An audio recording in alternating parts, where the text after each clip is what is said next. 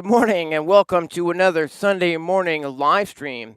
This is going to be a super casual live stream today. We're not going to be doing a Euro Rack patch lab today because I've currently got my system. I'm building a 20-minute set in the Euro Rack, rather. So to do a patch from scratch today would be a little bit of counterproductive. So today, what we're going to be doing is we're going to be doing some Digitakt and chill. If you're catching this on the replay, thanks for joining me.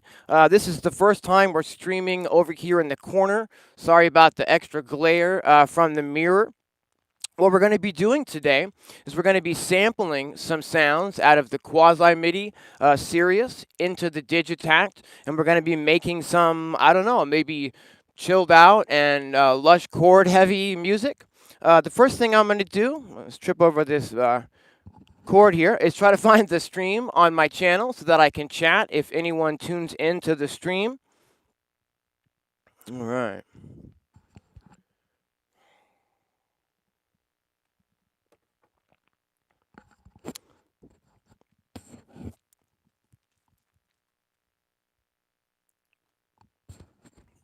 Okay, looks like we're coming through okay. Can you guys hear me today?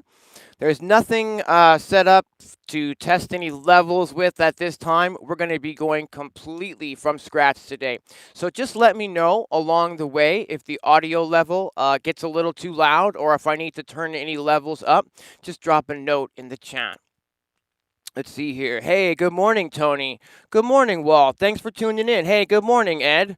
All right, hear you fine. Fantastic. Can you guys hear this okay?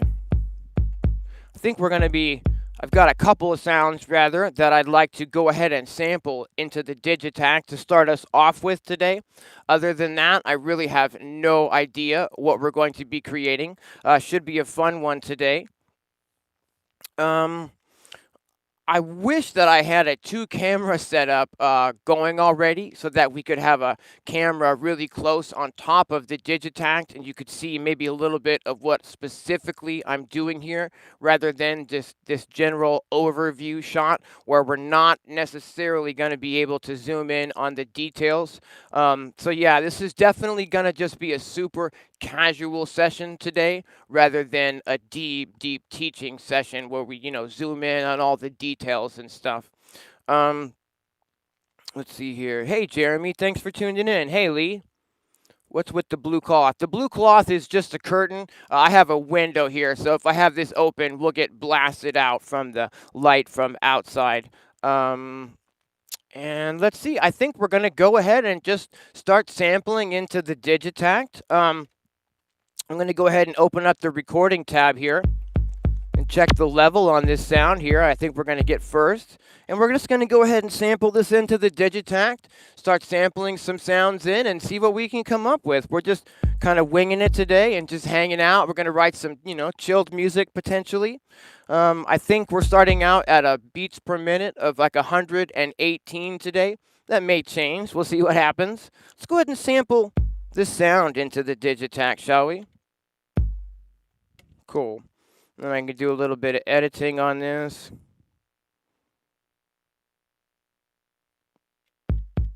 Cool. Maybe bring the in point in just a little bit more. And we can save this sound. Go ahead and assign it to the first key here. Cool, so we've got a sound there to work with. And I have another sound that I thought was pretty neat in the percussion section as well. It's that one there. Kind of like a low boom, kind of a tom type of a sound. Let's go ahead and sample that sound into the Digitakt as well.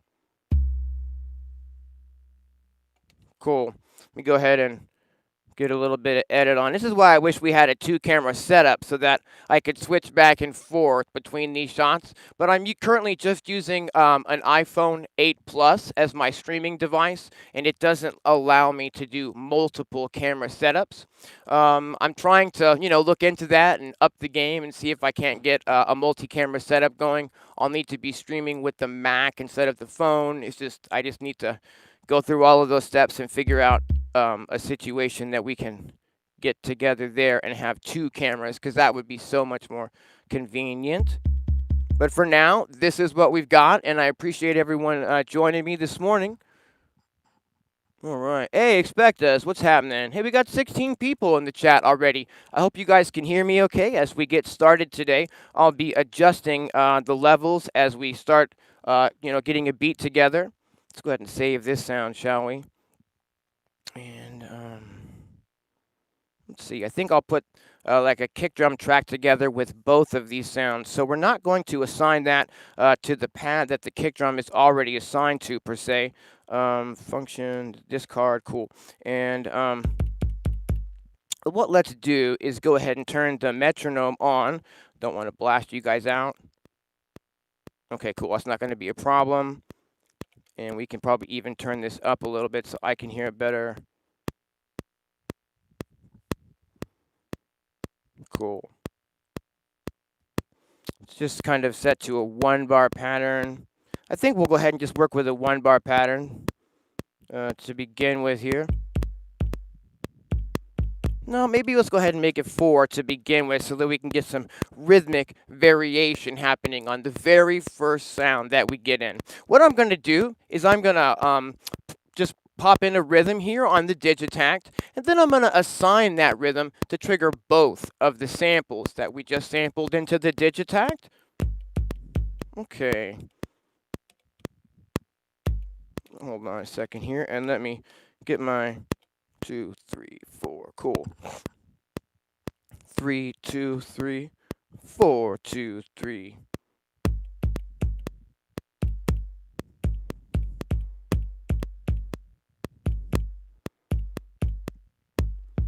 Cool. So now the Digitakt is just playing back the sample that we have assigned to pad 1, right?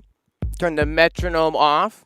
But we've sampled 2 sounds into the Digitakt already.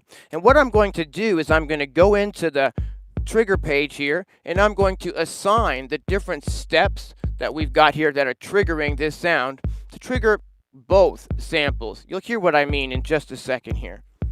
Boom, boom, boom. Let's make this one here. Whoops, for some reason, I don't actually have that in the session. Let me just go grab that. It'll be record O. It didn't save my recording to a pad, so I'm going to grab that here and bring the second sample back into the session the second sample that we recorded just a second ago. Cool.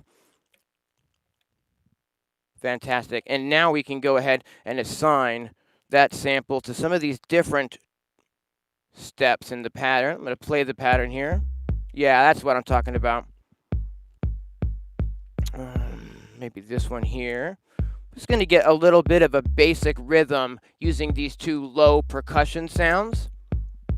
Maybe this one here too. Yeah. And maybe this one. Yeah. And let's go to the last page here, and maybe one more of these. And now we're scrolling back and forth between these 2 low percussion samples that we've just sampled into the Digitakt.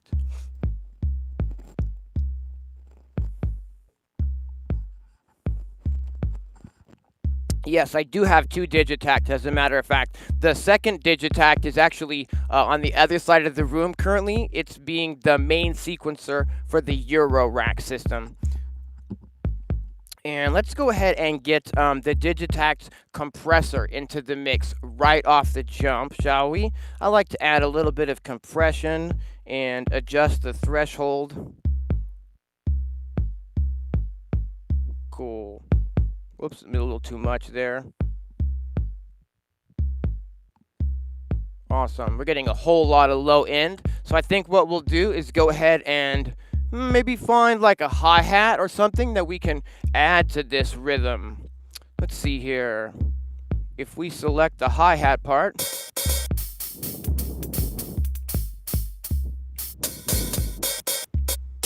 and scroll through some sounds.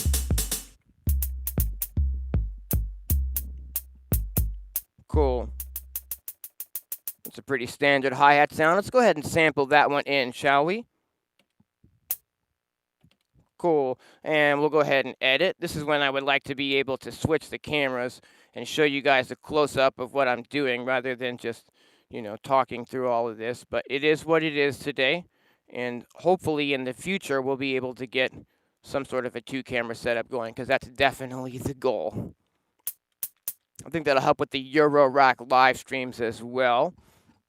Again, for those of you who are just tuning in, we're not doing a Euro Rack live stream today because I'm currently building a 20-minute live set over in that system, so I can't really pull any of those cables and patch from scratch. The live set is for an online music festival. It's for Clown Fest 4, put on by Mark the Acid Clown Gardner, and my set is going to be on December 29th. I'm not exactly sure of the time at this exact second. I'd have to look. It's like in the afternoon, like 1 or 2, and it's going to be live streamed here on this channel. So on December 29th, 20-minute live set based on the Euro Rack. If you want to check that out, definitely keep an eye open for that stream. Let's go ahead and just sample this. Trim it a little more.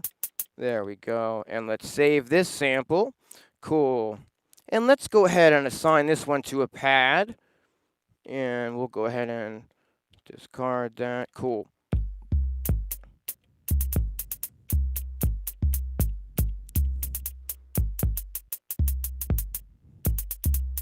Just trying to figure out what sort of a pattern I'd like to do for this hi-hat here.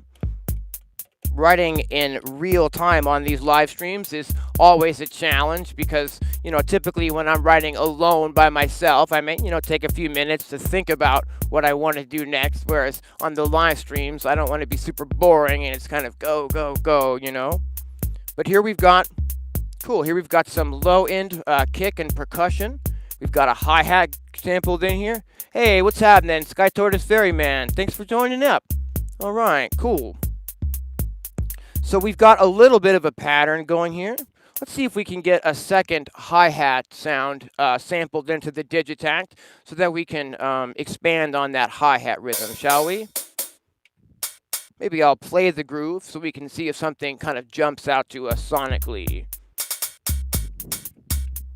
Just kind of scrolling through different options for hi-hat sounds.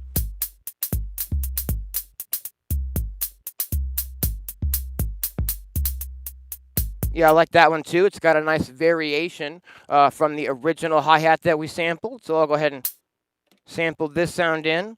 And I'm just going to go ahead and edit this sound. I'm doing this as fast as I can because I don't want it to be super tedious while you guys are just watching me hunched over the machine here. So we'll go ahead and trim that. And we'll go ahead and zoom in on the end point. This is definitely an advantage of using a tool like the Digitakt, is you can either have samples that you've loaded into it manually, or you can just write by sampling sounds into it manually. And you may be saying, hey, Dean, I don't have a quasi-MIDI Sirius to sample into my Digitakt, and that's fine. But maybe you've got some friends who have some groove boxes that you don't have, or synthesizers that you don't have. Take your Digitakt over to their place, grab some samples, you're off and running. Let's see here. Let's go ahead and save this new sound. And we're not going to assign it to a pad. And that means that it's going to just save it into the file system. And I'll need to go back into the file system and grab that recording and then reload it into our project here so that I can have that in our sample pool inside of the project. And what I'll do is I think I'll put this sound on the same track as the other hi-hat sound that we just put in. And we'll go ahead and open up the steps for that. And what I'll do is just, just pick some steps randomly in that pattern. And I'm going to assign the new sample to those instead of playing the original sample. We can maybe bring the volume down on this new one just a little. Yeah, maybe even a little more. And maybe do a tiny little bit of panning on that sound even as well. Cool. And what let's do is paste that in a few more times during the pattern. Just kind of arbitrarily picking some off beats between the original eighth notes of our hi-hat to add in some of these extra rhythms. And what let's do maybe is get a little bit creative with the hi-hat, and maybe we can use the re-trigger function to get kind of like a brrr, kind of like a roll at the end of, there we go. I want this for it to hold for 2 beats here. And what we'll do is, let's see here, how much can we get away with? Maybe a 30-second note roll. Yeah, that sounds cool. Okay, and maybe I'll just change the pitch of this sample just a tiny bit. Yeah, so that it stands out when it hits that roll. 2, 3, 4, 4, 2, 3, and cool. We got a little bit of a roll now at the end of these 4 bars. Kind of just helps that ebb and flow and forward momentum and push a little bit. Cool. Hey, Doksan, thanks for joining up. So we're doing some Digitakt and chill today. I'm going to continue fleshing out this beat a little bit, and then I think the next thing that we'll do is add maybe some chord samples and get like a vibe happening that we can start actually writing with. But currently, I think it might be cool if we had like a snare or a side stick or something to that effect. See if we can't scroll for some sounds. I think I'm going to get a little bit more level on the Digitakt as well. Just let me know if it gets too loud, but I want to make sure you guys can hear it at home. Okay, we're using kind of some lower fidelity sounds. This is a keyboard that we're sampling. This was made in 1998, so this is a 22-year-old piece of gear that we're sampling out of today.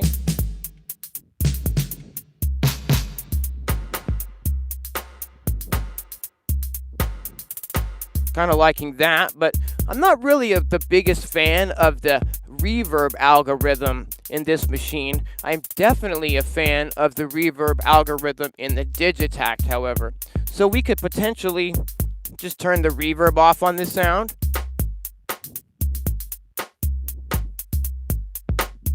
Make sure that we're getting it nice and loud. Maybe tune it a little.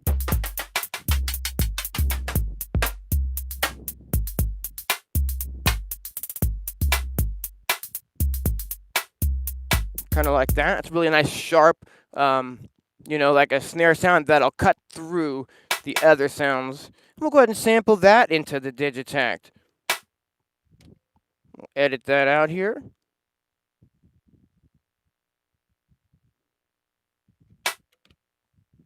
Trim this in point a little. Now, typically, I would go in and, give everything a really specific name, quasi-MIDI, serious snare. But for the purposes of the live stream, we're not worrying about that at all today. And I'm just kind of labeling things, recording, super quick style. Cool. So what we can do is we can add some reverb to this snare/stick sound from the Digitakt itself. And let's do just that, shall we? Awesome. Whoops. Make that reverb a little bit longer. Maybe a lot longer. I like a lot of reverb, as you guys know.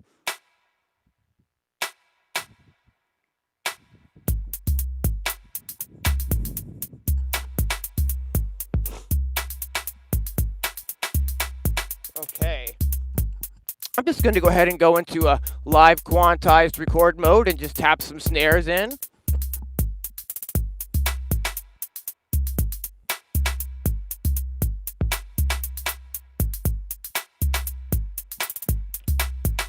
Cool. Maybe we can give a little bit of delay. I'll go ahead and adjust this delay a little bit.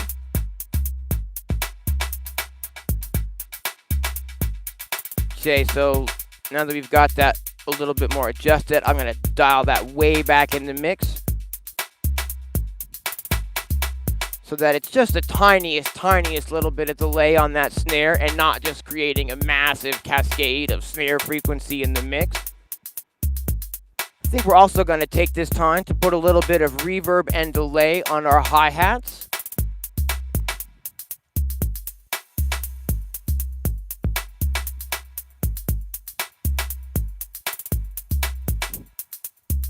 I'm going to put a little bit more level.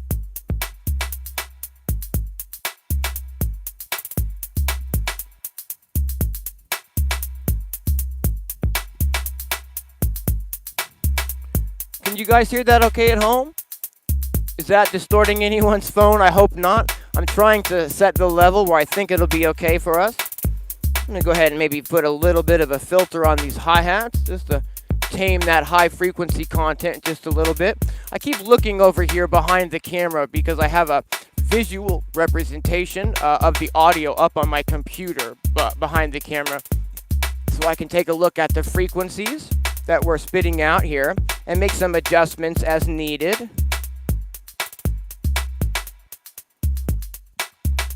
I like the way that snare is really cutting through now, but I think we maybe have a little bit too much reverb on it, so I'm going to bring that back a little.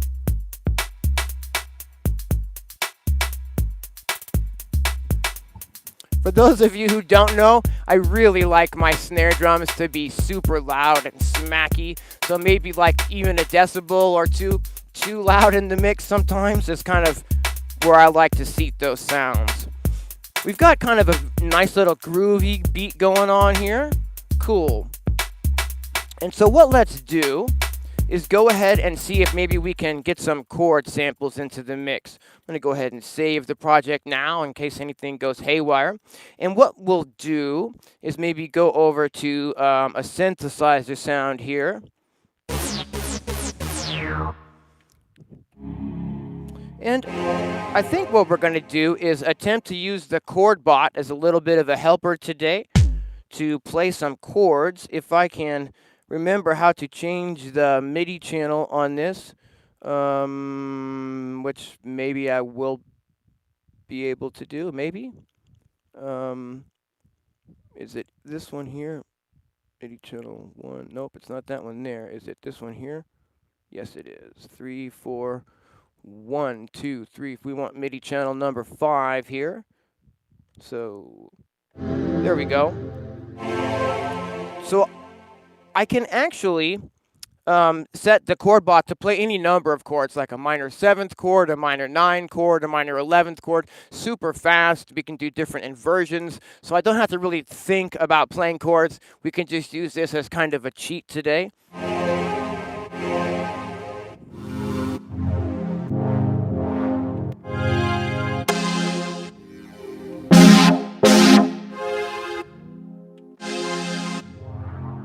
Let's go ahead and play this groove and see if we can't find a sound that we'd like to work with.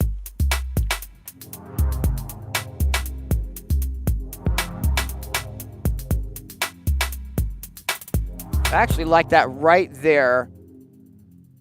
And I think we're going to sample it exactly as it is coming out of the quasi MIDI here. We're not going to worry about, we're not going to worry about like changing the effect settings or any of that stuff. We're just going to go ahead and sample that sound right in. So I'm going to go to the sample page, and we're just going to sample that right in.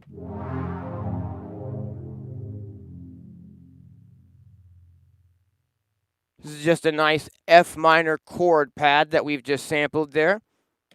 And I'll go ahead and trim the beginning of that real quick here.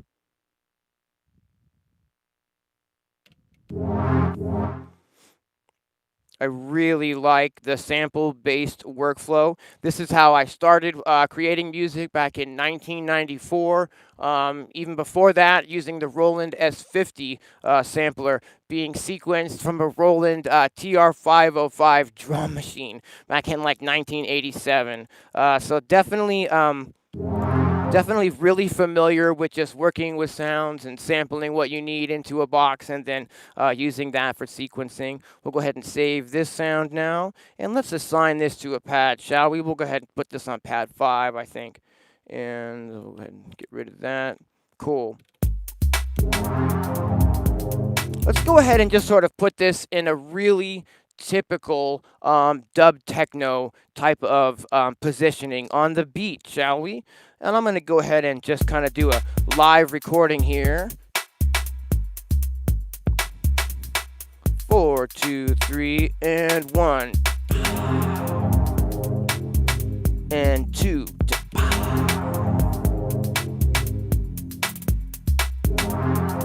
Cool. So we're working at 118 beats per minute. Kind of a nice gentle tempo, not super slow that we're creating like down tempo ambient, but not super fast either. So we're not like worrying about creating super fast techno or drum and bass, but more of just a chilled groove. I find that right around 120 is kind of a sort of a mental cutoff point for me personally between like the groove or the speed. 120. So we're just south of that. So we're kind of into groove territory just a little bit while keeping the tempo still relatively, you know, up tempo. Let's go ahead and put a whole lot of reverb and delay on that chord, shall we?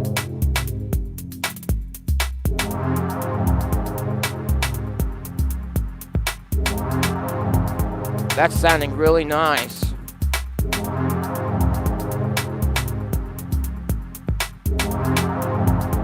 Maybe we go to the filter page and maybe we put a little bit of a high pass filter on this chord sound so that it removes any like super low frequency content that could be conflicting with like our kick drums.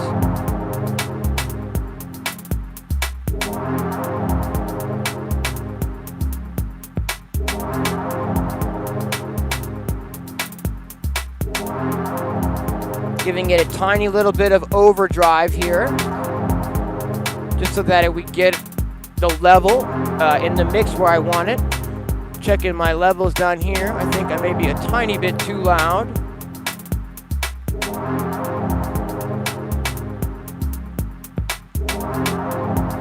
Is that sounding? Whoops. I definitely have a problem of stomping on this chord, and when it's on this side of me, it's literally going in the front today. And now my hair is all kooky in the back. Okay, is this sounding okay at home? Are we too loud? Am I loud enough? All right, I think we've got a neat start here.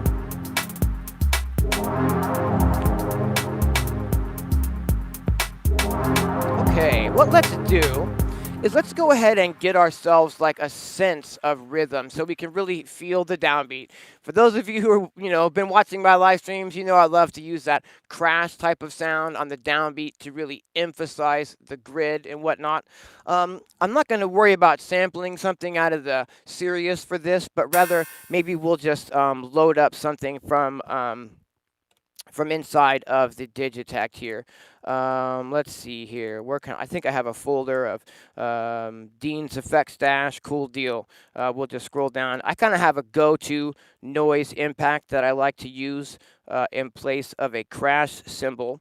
And we'll go ahead and grab that and put it on this pad here. Sounds like this. Cool. And what we'll do is we'll go ahead and high pass filter that as well so that there's no low frequency content at all coming through on that sound there. We just want it to go over the top of the mix. We don't want this to compete with any of the other frequencies that we already have going. So we'll go ahead and go in to the trigger page here, and I will tell this to trigger only 1 out of every 2 times. So we're currently we currently have a 4-bar pattern in the Digitakt, and I'm telling this crash cymbal only trigger the first time that you play through those 4 bars, not the second time. So it'll only trigger every 8 bars instead of every time it plays through the pattern. Cool.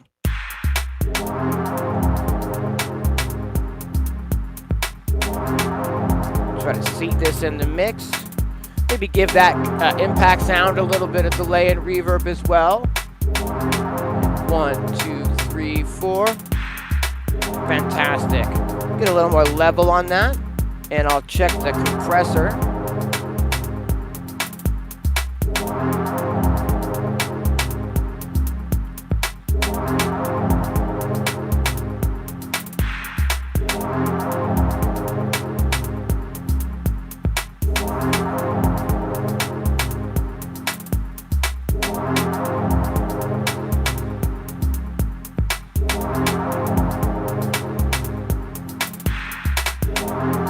Just adjusting a couple of levels here.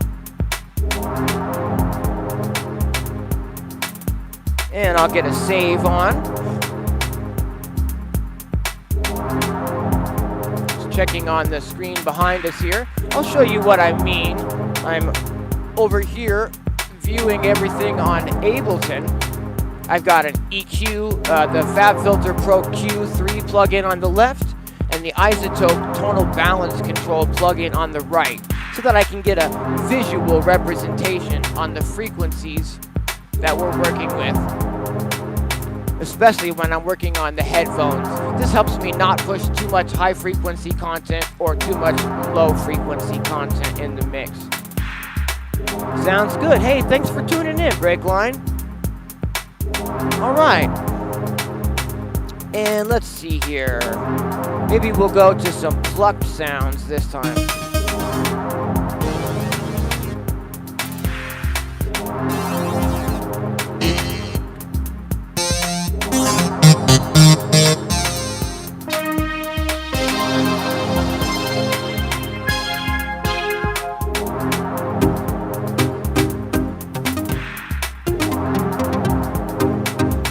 Kind of scrolling randomly through sounds to see if anything sort of jumps out at us that we want to sample and add to our groove. Oh, wait a minute, hold the phone. Let's get that. That's cool. Hold on. Just gonna try to decide if I like the lower octave of that or the higher octave of that. I kind of like both.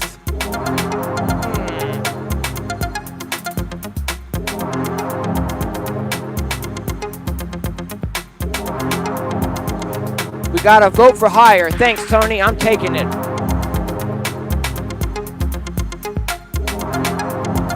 2, 3, and 1. Okay. Now the challenge is going to be to see if I can go ahead and edit this out and get it synced in to the rest of our groove. So what we'll need to do is figure out which one of these notes here is the downbeat. I believe it might be this one. Let's find out.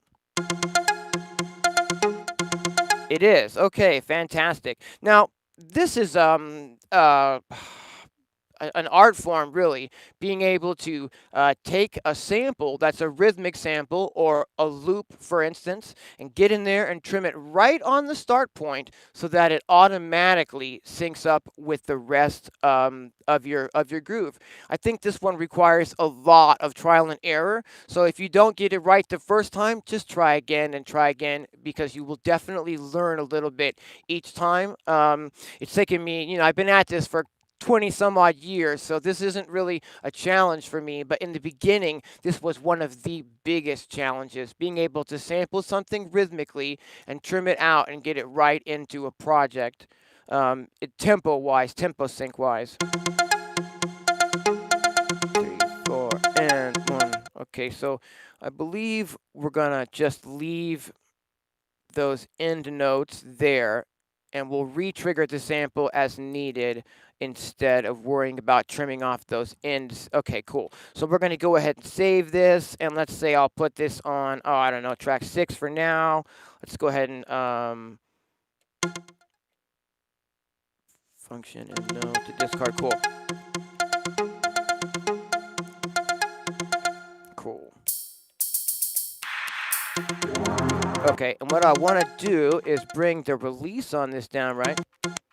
Cool. And now we want to basically get this arp going starting rather on the downbeat of our groove here, and we want it to play for the full 4 bars. So I'm going to tell the Digitakt to play and hold this note for 64 beats. Let's see what happens. 3.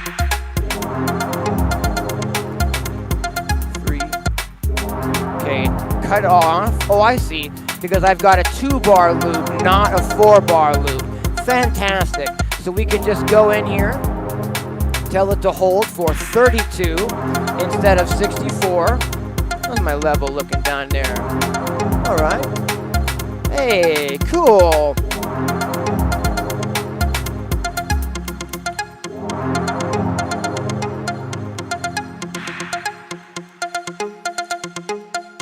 So on this new kind of arpeggio sound that we've just sampled, let's go ahead and assign some filter movement to that sound, shall we? You can hear that if I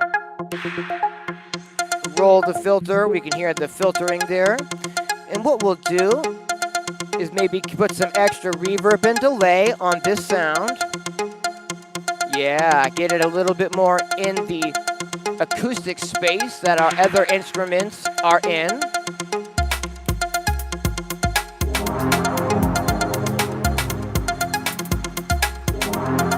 All right.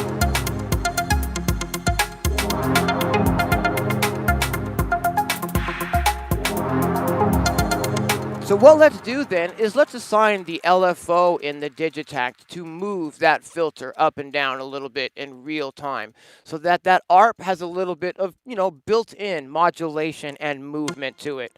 We're going to go ahead and go over to the LFO tab here, and let's assign this to the filter frequency and see what we can do here. I'm going to turn the speed on that way down.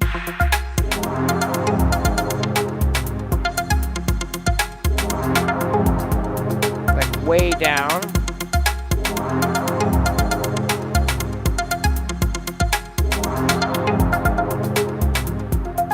And we're going to make it subtle. I don't want, too much movement on it, but just a little bit to keep it moving in the background. There we go. Make it even slower. So it's just a really slow, subtle movement.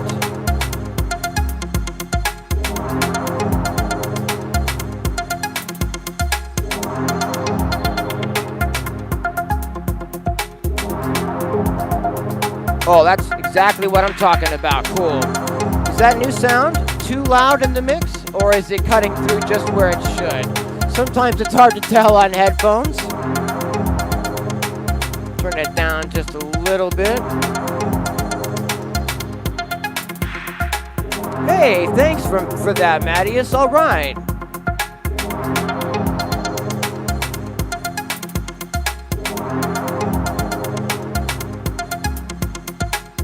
So now, let's see if we can find another sound to sample in that sort of goes with the groove we've got created here. I'm going to go over to their solo sounds, maybe.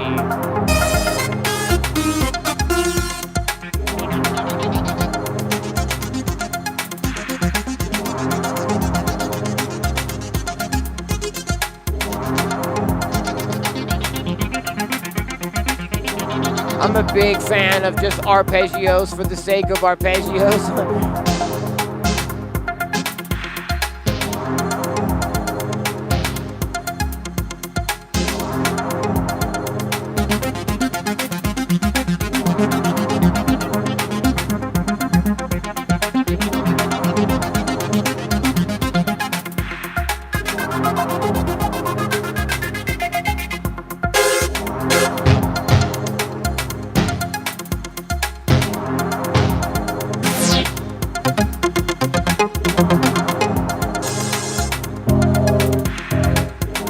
This is definitely some of the fun part for me personally about creating music using samples and just kind of casually scrolling through sounds with no real intention, just to see if you can find something that kind of stands out to you.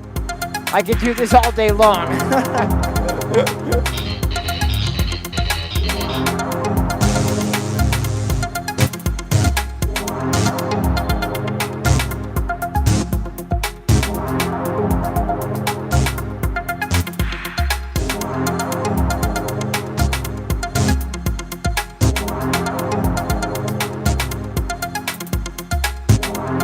think I'm gonna go ahead and sample that sound in.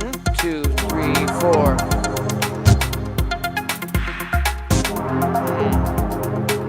There it is. Third one's a charm. Now I'll just go ahead and go in and edit that out. So we've got just another little chord stab that we can add into the mix here and keep building on the melodic content. There we go. Trim this endpoint here. Fantastic. And save that. We'll just call that recording 7. Sure, why not? And let's put that... let's not assign it to a pad, and then we'll go ahead and reload that sample to the project. It's recording 7. Cool. The reason that I didn't assign it to a pad and we just record it as an individual sample, then we have to reload it to the project, is that when you're sampling into the Digitakt, if you don't assign the sample to a pad in your bank, it just kind of goes in your recorded sample folder so that you can record a whole bunch of samples and it'll just store them inside of your hard drive. And then you can load those to a project as needed. But what we can do now is we can get this new sound on the exact same track as our original chord, maybe? I don't know. The thing with the Digitakt is that you can put multiple sounds on the same track. But any sound that triggers will turn off the sound that was previously playing. So for instance, if I have a chord stab that's playing on the downbeat and it's just, holding out for a measure or two, if I put another sample to trigger on that same track, it'll turn off the chord stab as soon as the new sample triggers. So if we want the chord stab, to keep ringing out, I'll need to put the new sample on a different track so that we don't turn that sample off. So let's see here. What I think I'll do is I'll utilize this last track that we have the crash sound on, maybe for this. Yeah, cool. Let's see. So I think here, and basically, I'm just choosing a step on this track that I want to place that sound on. I hold the step down, and I just assign that sound to this step. There we go.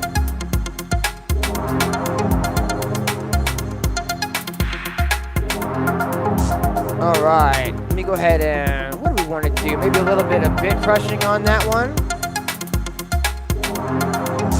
Yeah.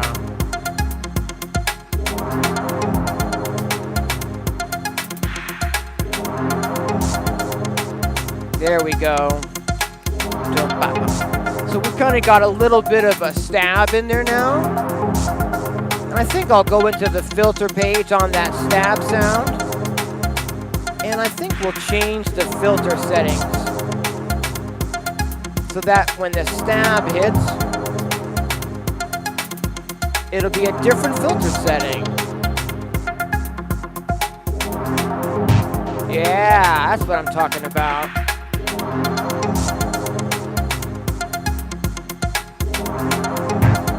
Just gotta find the right frequency that I want it to land on now.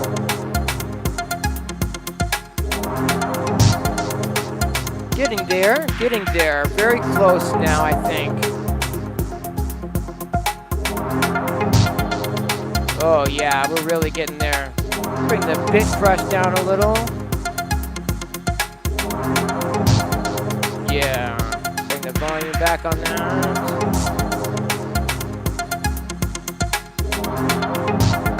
Cool. Maybe put another one of those in. 2, 2, 3, 4, 3, 2, 3. Yeah, like that. And maybe we'll make it so when this one hits, that it plays a different pitch, like 7th. Yeah.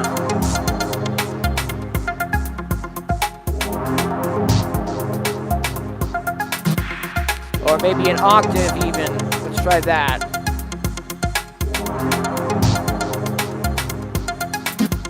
Yeah, better.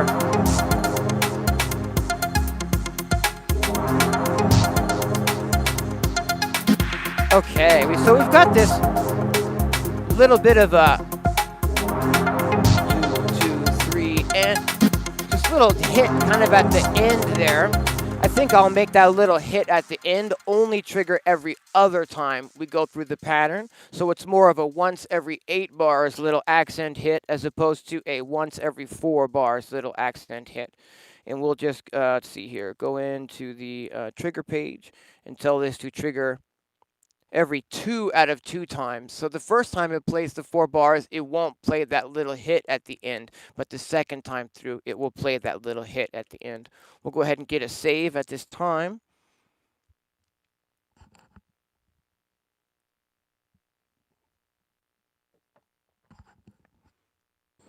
Is somebody mentioning rhythm and stealth in the chat? Because if we're making left field references, hail to the yes on that. I'm about it, man.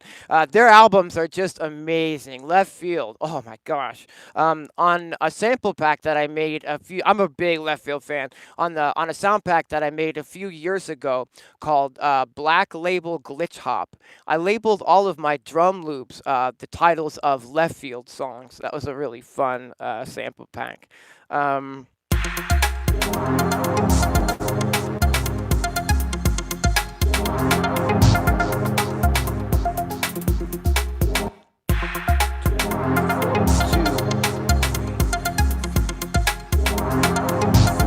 Yeah. Okay, fantastic. We've got kind of like a chilled, abstract, dubby groove happening here. This is cool. Let's just keep scrolling for sounds. I don't mean scrolling, but let's just keep looking for some more sounds inside of the Sirius that might float our boat here. Checking the level. Yeah, left field. Is the audio okay? Can you hear the music? Can you hear me? Is anything distorting?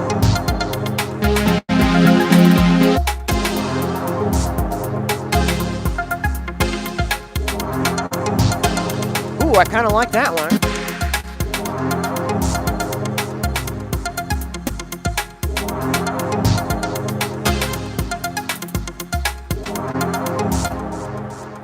Okay, we'll go ahead and trim that chord out. One of the reasons that, I really like this style of music is it doesn't feature a whole lot of chord changes typically. So, I like to write in the key of F minor, pentatonic. That's like my favorite key to write in. And, genres like this, you can basically just keep getting a bunch of different variations of like F minor chords or F minor sevenths and nines and just kind of start, fitting those into different rhythmic locations within the beat. We're not really focused on like super heavy on the theory with this kind of music where we're doing a lot of chord changes and whatnot. So I really find this like a creative way to put, grooves together because you don't really need to worry about that extra stuff. Well, we'll call that. Sure, why not? And let's go ahead and not assign that to a key. And then we'll go in and load that from our recorded samples folder. We'll load that right to this project here. Load to project, fantastic. And I think I was liking that on the downbeat, sort of. Let's see here. So I'm just trying to figure out what track of the 8 tracks. This is one of the things about the Digitakt is it has 8 tracks that we can load samples into and sequence those. And then beneath that, it has 8 tracks that we can use to sequence external MIDI gear as well. So some people think it has 16 tracks, but it's really 8 audio tracks and 8 MIDI tracks. So we put a lot of the samples on duplicate tracks as needed, as we're creating. So this might be a good, actually, yeah, because our snare doesn't come in right on the downbeat. So it kind of gives us these first 4 beats of that measure, but there's no sound playing. And I think we could use that track to add this chord stab. So let's go ahead and do that. I'm going to hold the downbeat step here. And we're just going to go ahead and assign it to that sample. I put that on the wrong measure though, and it might help if I put that on the correct measure. In fact, I think I want that on the downbeat of every measure. Let's see if that's correct. Nope. Every 2, I think, would probably be more appropriate then. 2, 3, 4. Yeah. And boom. Yeah, cool. And what we can do is put some extra reverb and delay on that stab sound.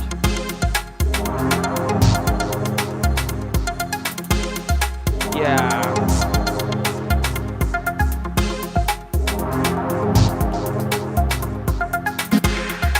Awesome. We are getting there. Bring that down a little.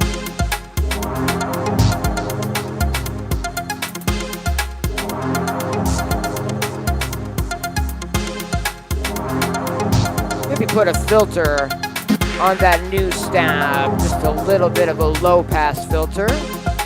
Yeah. Ooh, cool. A little more. Yeah.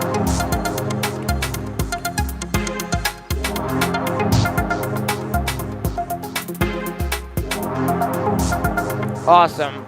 I'm going to go ahead and save. Now, we've got sort of a robust groove here. You know, it's got all the frequencies in it that we really need.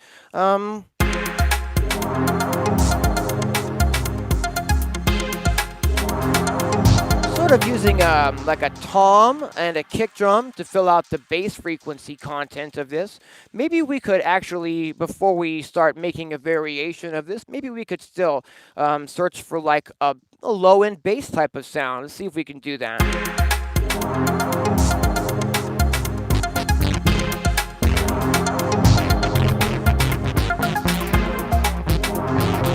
Yes, this is the Isla chord bot. I got this so that I could just really easily make tons and tons of chord samples because you can just, you know, make a major 7th, a minor 7th, a 7 flat 9, a 7 sus 2, 7 sus 4, 9 sus 4. I mean, it goes on like this, right? I know how to play some chords, and I can certainly, you know, plunk around and figure out some notes and whatnot. But when I'm making samples and I just want to make a bunch of chords really fast, I find this is a really helpful way to do that. It also allows you to create different inversions of the chords to where the notes are in different orders and change the octave and do all sorts of stuff like that. I'm really not using this to its full functionality, and there's actually a firmware update that just came out that's supposed to make it a whole lot more usable. But for me personally, it's already kind of doing what I need it to do. So yeah, let's see if we can find a bass sound or something to put over this groove.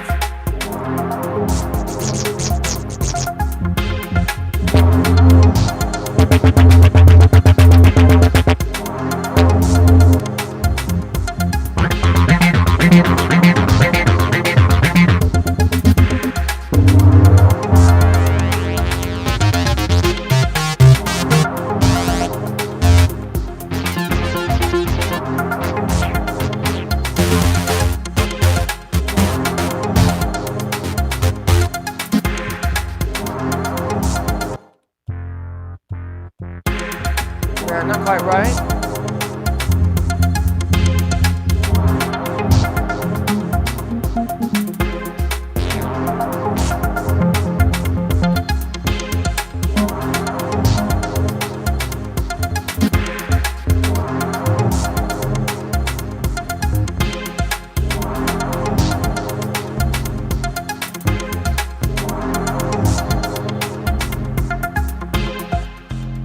Ooh, I like that. Okay.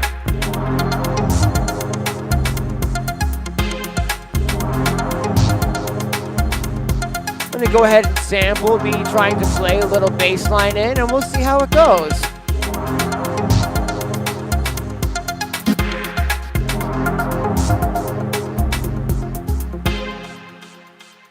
Okay, let's go ahead and get that trimmed out so we can see if we can get that into the mix. This will be an interesting one to try to get in because I played that little rhythmic part in real time. And we'll see if that matches up with the beat.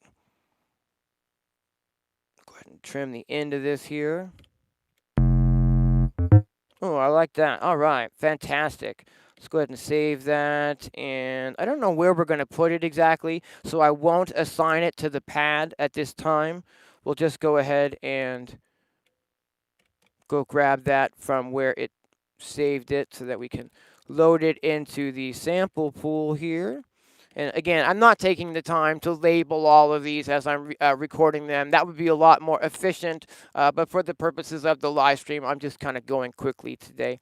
Let's see here, load to project, cool deal.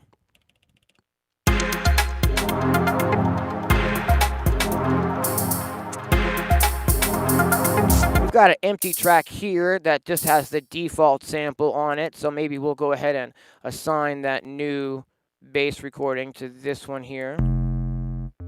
Now we just need to see if my rhythm is going to,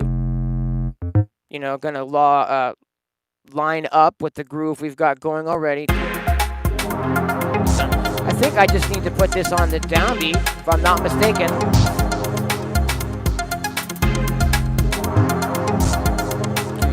And boom. Cool. I'm going to go ahead and put a high pass filter on that bass sound so that I can filter out just a little bit of the sub-frequency content on that bass sound.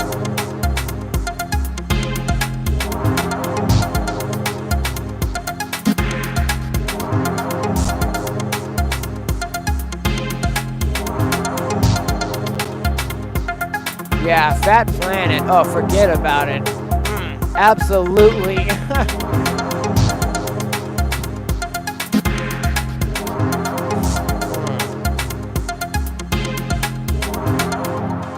Okay, I think we'll just, on the amplitude of this, soften up the attack just a tiny bit. And on the attack of that stab, which I believe we put on the snare channel, yeah, we did. I'm going to bring that attack way back.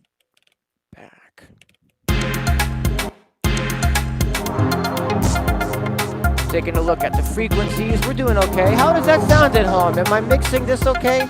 Even though I'm on the headphones, can you hear all the individual elements coming through okay? Maybe those hi-hats could be a little louder.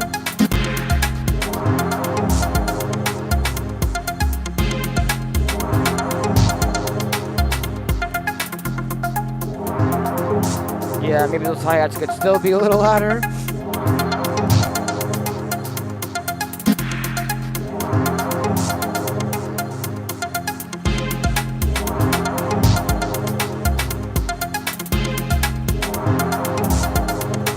I think that before we create a variation of this, that I would like to get a clap sound.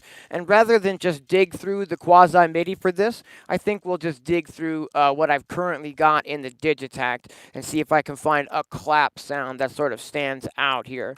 We've got an empty track here with a default sound, their clap on it. But what I'll do is just play the groove and scroll through some of the claps from my sound banks for the Digitakt and see if I can get one of my claps to do sort of the frequency that I'm, kind of hearing in my head here.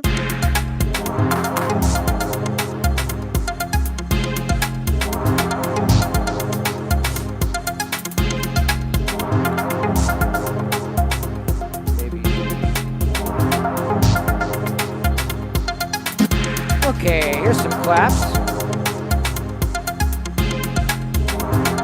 These are the claps from my lo-fi dub sound bank for the Digitakt here. Let's see if we can get one of these in the mix, shall we?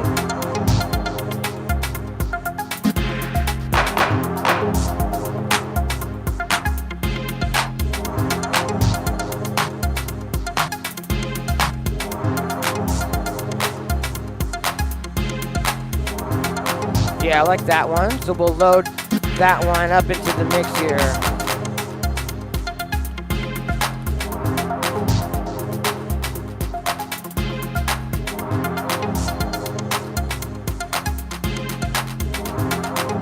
Cool.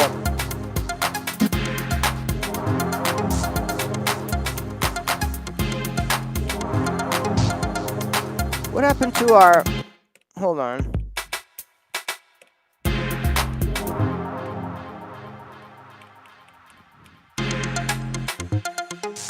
Cool, yeah, we're good. Just, I always get a little bit weirded out working on headphones about the levels that I'm hearing and whether everything is hitting where it needs to be hitting.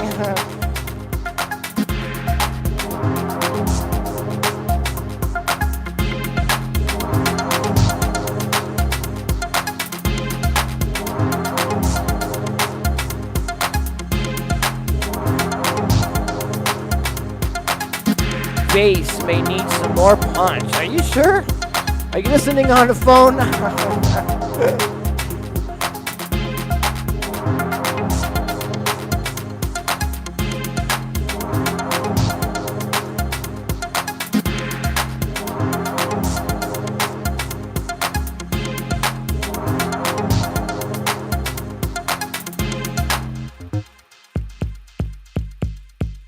30 up this kick drum a tiniest little bit more.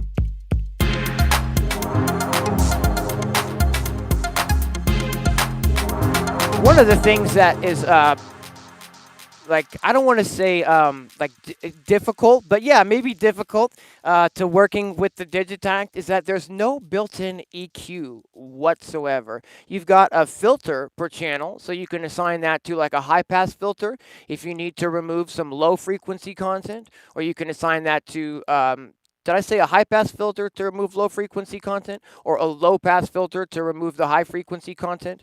But that's really about it. You don't have an actual EQ, and you certainly don't have like EQ or compression per track or sound. So creating these grooves can definitely be a little bit like sculpting, where you're just kind of easing the sounds into the areas where you want them to go. So let's go ahead and make a variation of this that we can kind of go back and forth between. What we'll do is we'll just copy this pattern here and we'll paste it into the next pattern. Then I'll go to pattern 2. I think the first thing we'll do is take off the stab on the downbeat, the chord stab on the downbeat. And maybe we'll remove the clap on this pattern as well. And maybe what we'll do is add some more hi-hats to this pattern. So we're removing some sounds, but also adding some sounds as well. Let's go ahead and save what I've done so far. To do that, to add some more hi-hats, let's go ahead and see if we can't just sample another hi-hat sound into the Digitakt from the series here.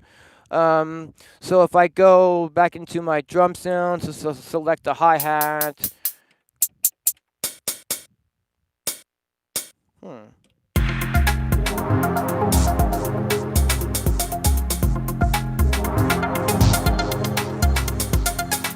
Yeah, I like that.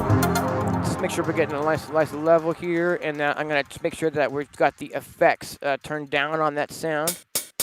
Cool. Let me go ahead and let that reverb trail just calm down for a minute there. Cool.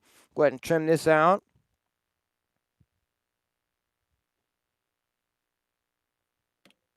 And get this endpoint as well. Fantastic. And we'll just save that. And I'm not going to assign that to a pad or anything like that. So we'll need to go and load that sample back into our project now. Recording 10. Okay, cool. And we'll just load that back into the project. And what I want to do is I want to use some of these empty steps on our hi-hat pattern to introduce that new sound. So I'll go ahead and just hit play, and I'm going to hold a step and start trying to dial in that new sound.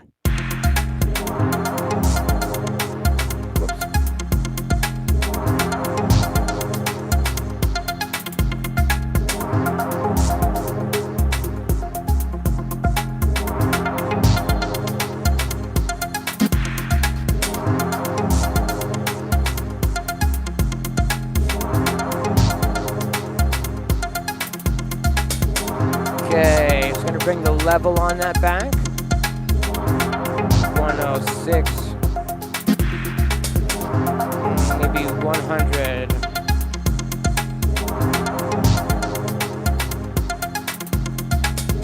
Yeah, that's better. We'll copy that and put those in over here as well. Cool. So that's almost like a half hat sound. It's kind of like an almost open hat sound. Really awesome for putting in variations and whatnot. I'm going to go ahead and save the pattern again. And let's see if we can't sample yet another hi-hat sound in. But this time more of a closed hi-hat sound. Let's see here. Let's go to drums 808 type.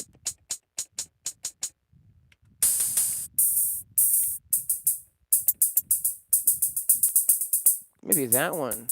Oh, it's a lot of high frequency content. I don't know. Yeah, too much high frequency content on that sound.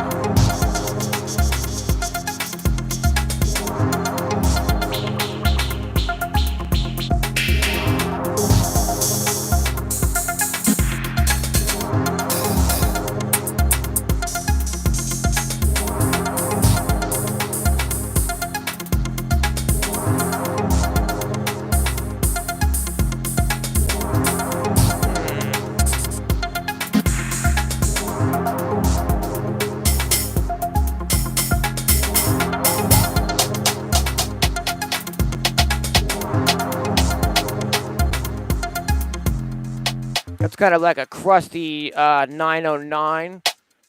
Really, really meaty type of hi-hat. Let's sample that one in. We'll go ahead and... It's almost like a snare or a clap. It's such a robust hat sound here. We might need to do some filtering on this. Some high-pass filtering to remove some low-frequency content, maybe. And we'll go ahead and save this, recording 11, cool. And we'll go ahead and load that sample to the project now. Whoops, recording 11. The reason that I wanted to do a lot of sampling into the Digitakt today and not just use sounds that are already in here from my sample packs and whatnot is to show just how easy and quickly it is to actually be creative with the Digitakt and sample sounds into it and create stuff with those sounds in real time. Okay, so I believe we can go ahead and get this new sample on some of these extra empty steps here, and we're just gonna play the pattern, and I'm just gonna try to work this sound into the beat, and then I'm gonna copy it over to a bunch of the other hi-hat pages. Maybe what we'll do then actually is mute all of the other tracks except for the hi-hat so we can really hear what we're creating. And what I'll do is our new sound. I'm gonna bring that way down and tighten this up a bit.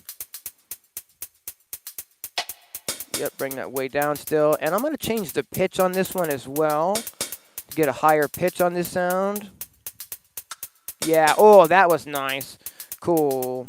Maybe bring the attack up a notch. Awesome. Now what I'm going to do is I'm going to go ahead and make it, we're going to give this one a probability so that this hat won't trigger every single time that this step hits.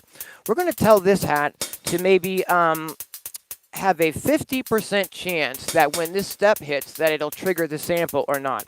And what I'll do is I'll then paste that step to some other empty steps in the hi-hat pattern. So we're going to get a whole bunch of variation here in the hi-hat pattern in that some of these hi-hats will trigger, and some of them won't every time. So it's going to create a little bit more of an evolving hi-hat pattern than, say, if we just had one static hi-hat sound that was going the whole time at the same pitch, at the same, everything. This has got a lot more, movement and life, and it's changing as it's playing and not just super static.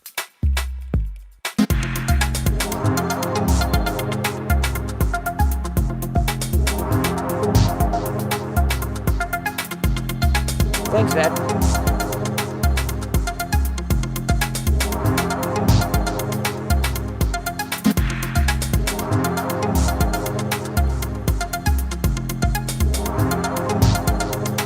What let's go ahead and do is let's go ahead and select our snare here. And let's go ahead and just get rid of the snare sound for this variation. I'm going to go ahead and save this here. And I'm just trying to make the variations a little bit more different from each other at this point. We'll go to pattern 1, and here our original pattern.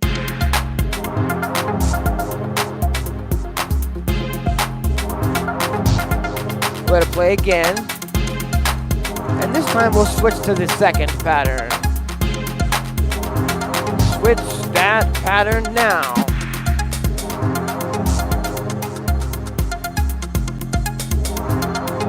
Cool. What let's do is go back to our first pattern, and let's take the arpeggio part out of this pattern and have it only starting in that second pattern, so that the first pattern is more of a, an intro pattern.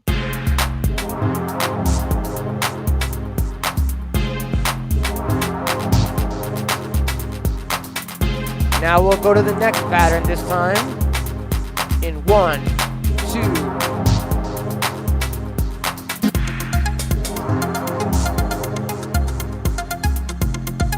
And what let's do here to build the tension for the next pattern we're going to build into is let's remove some of these kick drum parts from this second pattern.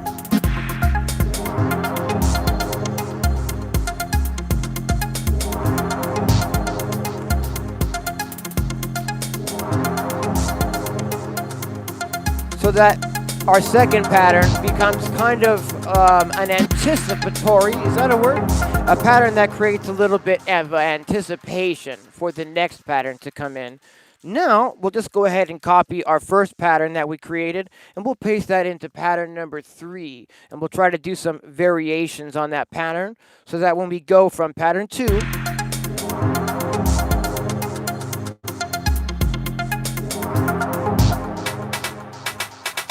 this might be a great opportunity to put a little bit of a snare drum roll at the end of our second pattern to help that momentum and flow into the third pattern. So let's go ahead and do that now. I'll go ahead and on the fourth bar here, maybe just make something really simple. Da-da-da-da-da-da, kind of a roll here. And if we tell, let's see here, I'll go ahead and make the probability on these 2 out of 2, so that these snare drum hits won't play the first time through the pattern, but they will play the second time through the pattern. And that gives us a little bit of a snare roll as we go into pattern 3 at this point. 2, 2, 3, 4, 3, 2, 3, 4, 4, 2, 3, 5, 6, 7. Here comes that snare roll. 8. So we just get a little bit of a variation with stuff like that. I really love the sequencer in the Digitakt, using the probability so that you can tell different sounds to only happen like the first time through the pattern, the second time through the pattern, or like 50% chance that that note will hit, etc.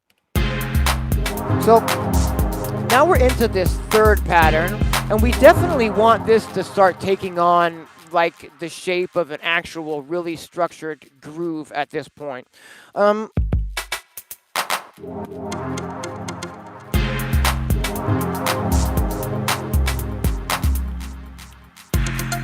Cool. So, whoops.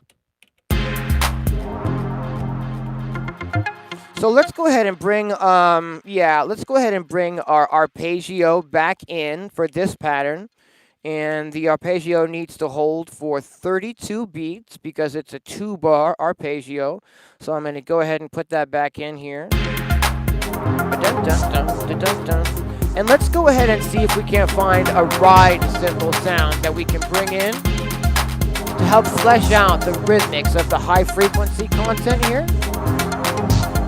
I'm not going to worry about trying to search for a ride in the Sirius. We'll just grab one from inside of the Digitakt. Let's see.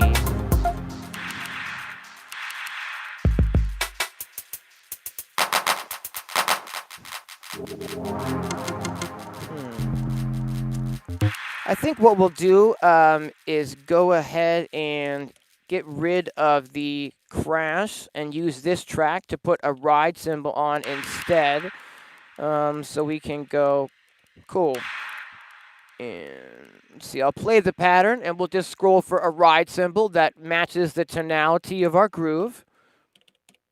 Oops, did I clear the whole pattern out? I think I did. We'll fix that.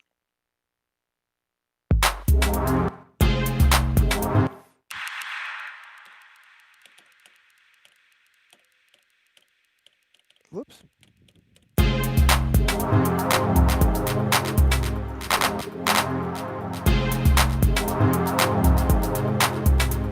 Okay, ride cymbal it is. Let's find the ride cymbal here. And I could probably go to, what, this bank here? Yeah. We'll just scroll down and see if I can't find a ride cymbal in this bank that we can use. Oops.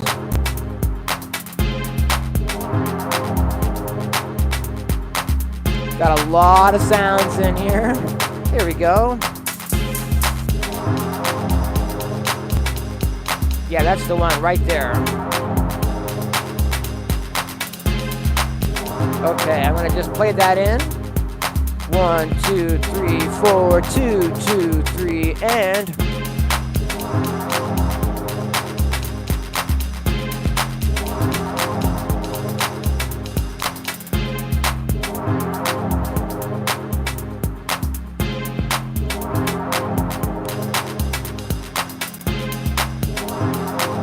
checking the frequency content there. Maybe give a little bit of effects to that ride so we get it in the same acoustic space as the rest of our sounds.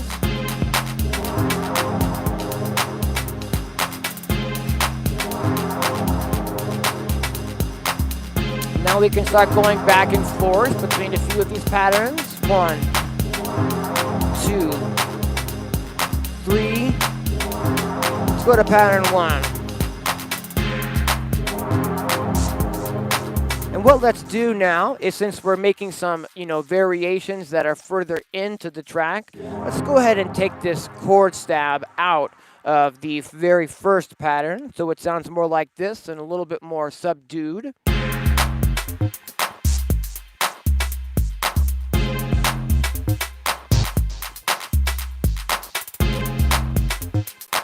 Definitely play with Reverb on the iPad if you haven't. I definitely recommend Reverb. Cool. So our first pattern now is a little bit more sparse and gives us some more frequencies to play with when we start changing it up. In 1, 2, change it up.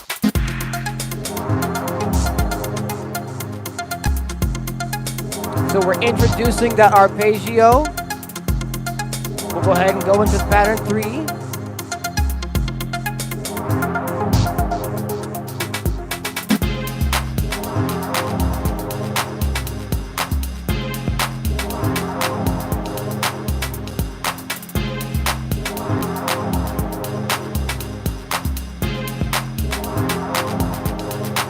Yeah, I like that Key Step Pro. It sure looks useful.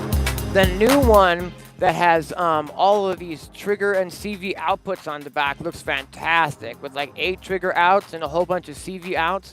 So you can use it with your regular hardware gear over MIDI or also with Eurorack. Ooh, I got the gas for that. It's really nice looking.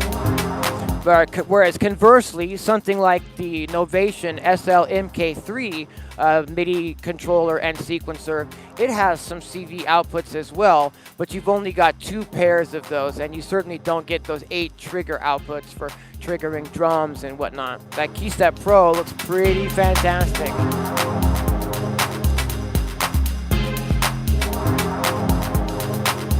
Okay, so let's see if we can't make another pattern that's more of a traditional dub techno 4 on the floor type of style pattern. And what we'll do, I think, is maybe just go to a brand new pattern here, pattern 4, which is just an empty pattern. And maybe we'll, oh, I see, we'll need to copy an existing pattern to get the existing sounds over. That's fine. So I'll copy pattern 1 into pattern 4 so that all of our sounds carry over, and it's not just an empty pattern worth of sounds. But we don't want these sounds to have their sequences. I want to redo the programming from scratch. So I'll just go into the tracks here.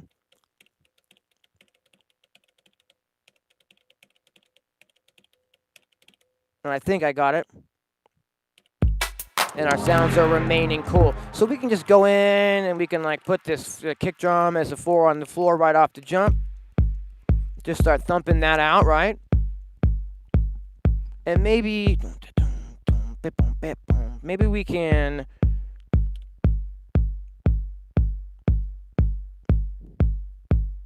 come on. Okay, so it's here and here, I think. So maybe we can assign that other low frequency sample here that we sampled right at the beginning. Ooh, that's cool. Yes. So let's do that, but make this way lower and make this one 88.2. Maybe we'll copy and paste this here. Maybe lower still.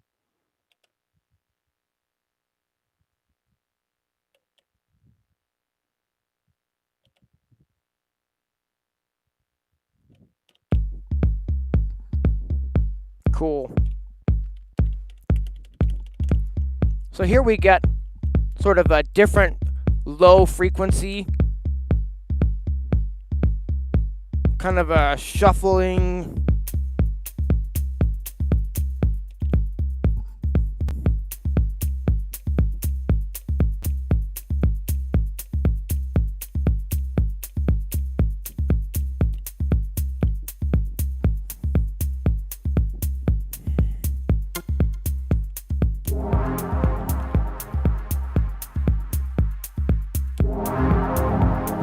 That's not what I want, but rather here is what I want.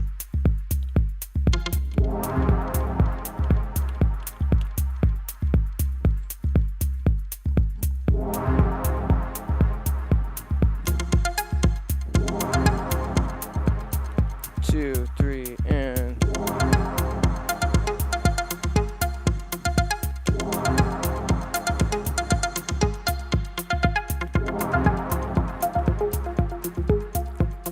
so here we've just taken the sounds that we've sampled and just sort of starting to create a new groove with those sounds by starting from scratch, but using the same sounds to program something. Let's go ahead and get that ride in on this one, shall we? Yeah. Let's go into live recording mode again.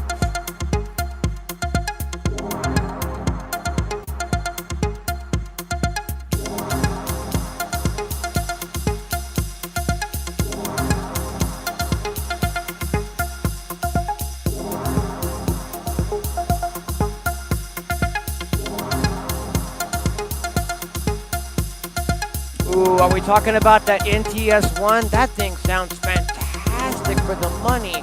And that Sine Vibes company keeps putting out new oscillators for the Korg synthesizers that supposedly will all load into that NTS1 as well. Neat stuff for a low entry point on the price there.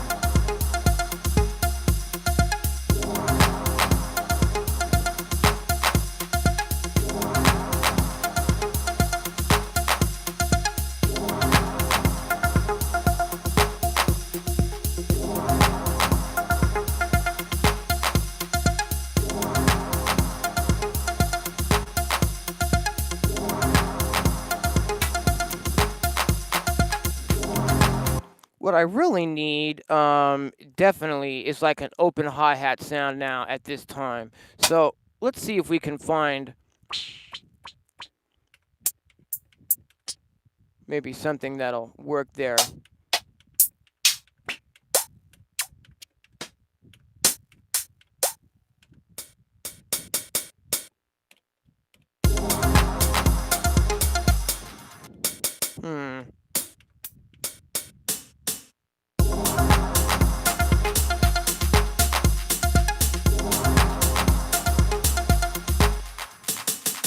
not really a fan of that tone. Ooh, maybe that one. Better. Let's go ahead and sample that open hi-hat sound into the Digitakt, shall we? Cool. Just trim that out real quick. And trim that endpoint. Cool, and we'll just save that. Recording 12, fantastic. I'm not going to assign that to a pad, and then we'll just need to load that to the project. So we'll go ahead and find recording 12, and we'll load that right into the project. Fantastic.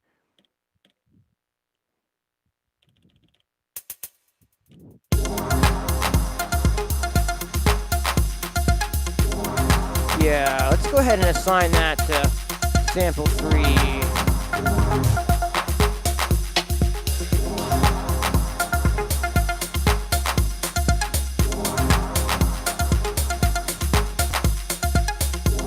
And maybe get a little bit of a volume bring down on that guy. Cool.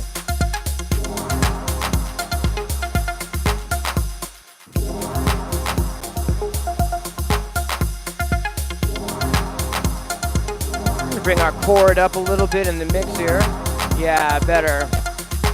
Okay, we need a save on here. So we've got kind of just a gentle, arrangement of some different patterns here. We'll start with pattern 1, and we'll just kind of play through these patterns.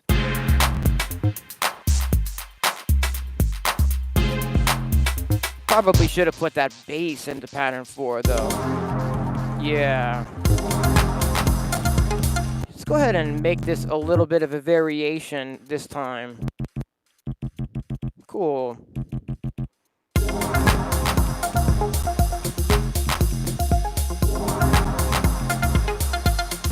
Three and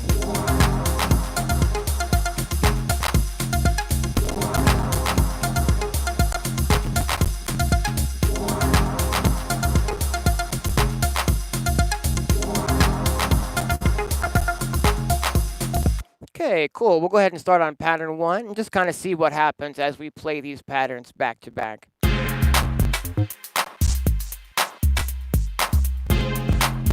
Yeah, that Clev Grand shaker amp looked really awesome. There's not enough hours in the day, but I really wanted to check that one out.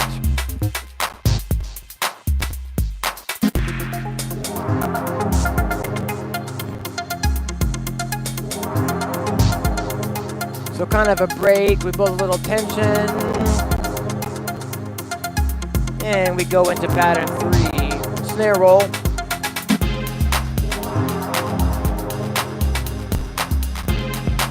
Introducing that ride here. Now let's go into pattern 4, 2, 3, and 3, 2, 3, 4. Change it up.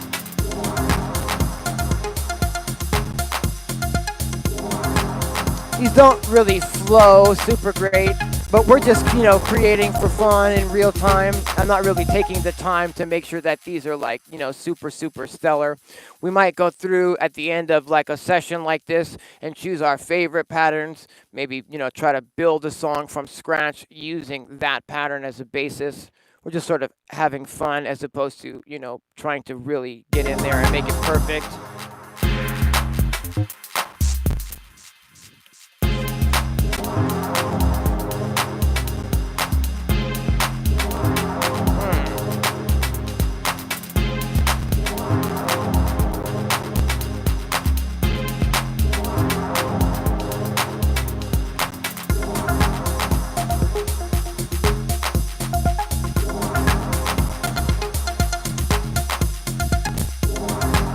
Go ahead and make a variation of pattern 4, and we'll just copy pattern 4 and paste pattern 4 into pattern 5,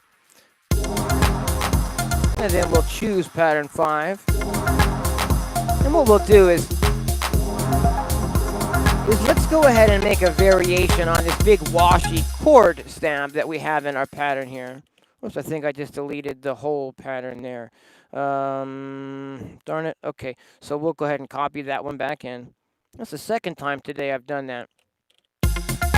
It's definitely why I'm an over-saver. There's no undo button on the Digitakt per se. Okay, cool. Let's see here. Right. This pattern. Okay, that'll work. So in that case, I didn't need to copy. So let me go ahead and just get rid of this one at the end so that we don't have an extra one sitting there. Fantastic. And that doesn't have our, chord on it, which we can make shorter now. What I'd like to do is make a neat little variation of this stab. And what we'll do is change the start point on this sample. Yeah, so that it goes quite a bit into the sample, and we get much more of a shorter stab rather than a brrr that holds out. Yeah, cool.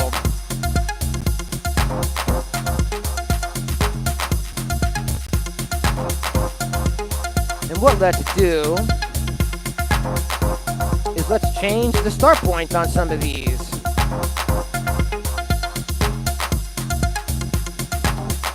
Yeah, cool. Maybe put a couple other ones in. Bop, bop. So here maybe, and we'll start this one over here, and then maybe here, and we'll start this one here, and maybe reverse this one. Why not?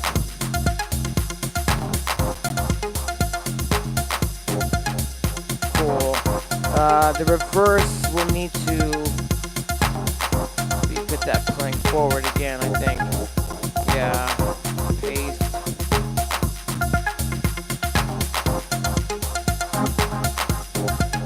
Cool. Maybe copy this one and paste it here.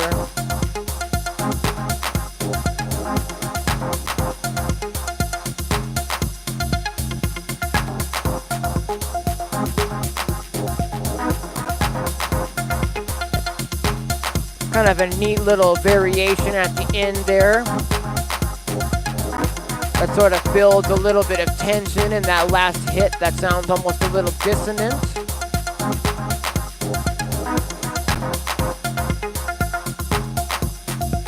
And what let's do is put our clap back in so that we get a really driving rhythm on this pattern.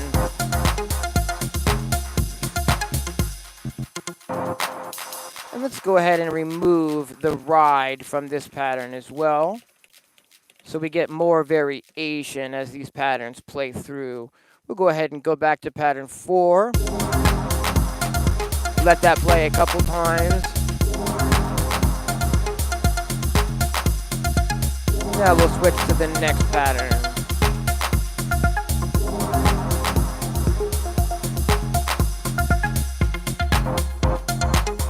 That's very nice. What let's do to emphasize the shift between those two patterns, let's create a rest on pattern 4 at the end of pattern 4, shall we? So that the kick drum takes a break and doesn't play. Well, there's a lot of extra stuff here, isn't there? That's going to take too much time for the live stream, I think, so we'll pass on that today. We've taken our ride out. Maybe, let's see here, the pattern before it. Yeah, the pattern before it has the arpeggio playing, so maybe in the next pattern here, we turn the arpeggio off, so we get a little bit more variation in these patterns. That'll probably help out with that quite a bit. Here's pattern 4. With the arpeggiator playing, arpeggio. And we'll switch now to the next pattern without the arpeggio.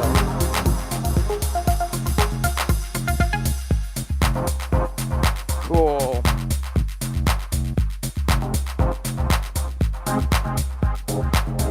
Yeah, that's a lot more of a variation when we drop that arpeggio for the next pattern. Let's go back and forth a little.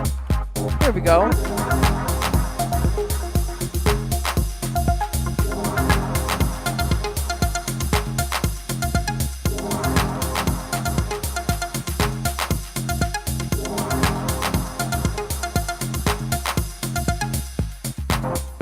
Yeah, that's nice.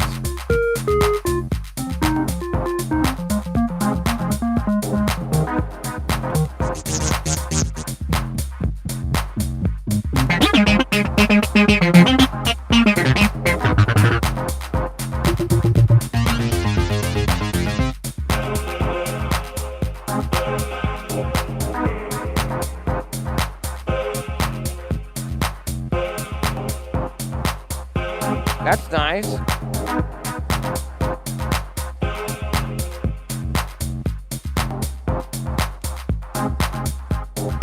Whoops.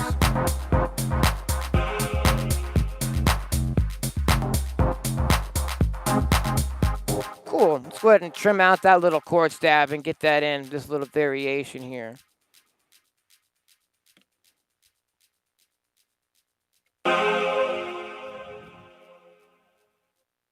Excellent. And we'll go ahead and save that. Recording 13. Sure, why not? And we'll go ahead and load that sample into the project here. Recording 13. Whoops. Oh, come on now. Recording 13, please. Cool. Whoops. Load to project.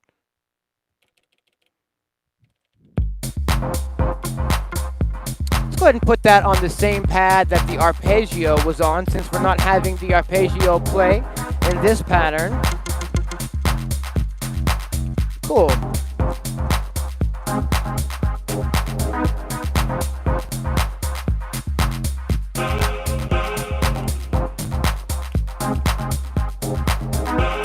And let's put a ton of reverb and delay on that new chord stab, shall we?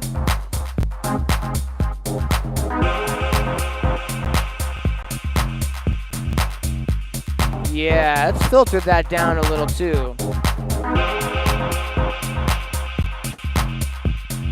Lots of reverb and delay here. It's delaying out almost the whole 4 bars. That sounds nice. All right. Pushing a little bit of mid-frequency content. And if I could, I would EQ that down a little bit, do a little bell EQ curve dip in the mids on this sound. But since we don't have access to EQ in the Digitakt, we'll just leave that for now.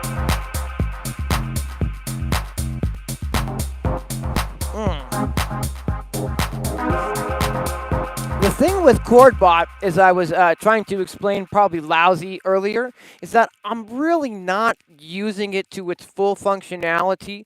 I'm basically just using it as a sample maker so that I can really quickly and easily just get some chord samples together. For instance, I'm using it here to trigger the Sirius. Let me see if I can find a better sound. Okay, cool, right? And I can do, I can do like a minor, that was a minor chord. I could do like a minor 7th chord. Maybe this isn't the best pad sound per se as a demo this.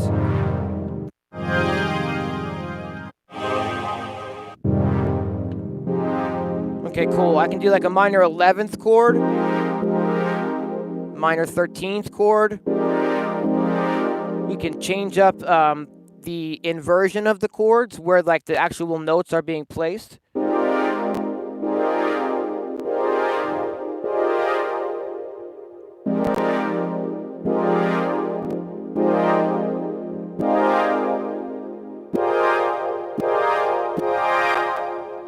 Depends on the sound that you're triggering.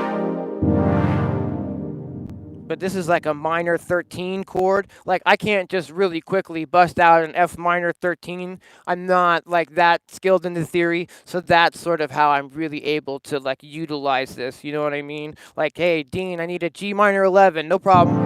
There you go. So for making samples and for staying in key when I'm recording chords and whatnot, this is really helpful. But I'm not really using it for much more than that at this time. There's a firmware update that supposedly makes it a lot more user-friendly and usable, but there's just not enough hours in the day, and I haven't had a chance to explore that yet.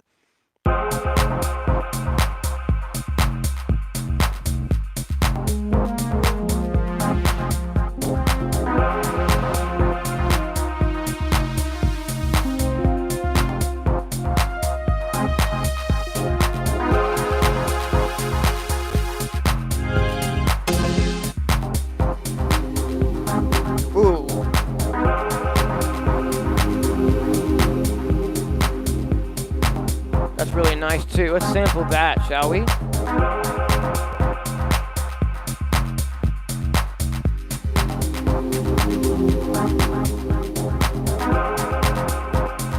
Let the tail of that ring out all the way.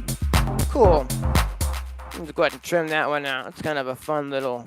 I really like sampling into the Digitakt. I find it super, super quick and super easy. The more you do it, the more, user-friendly it gets, per se.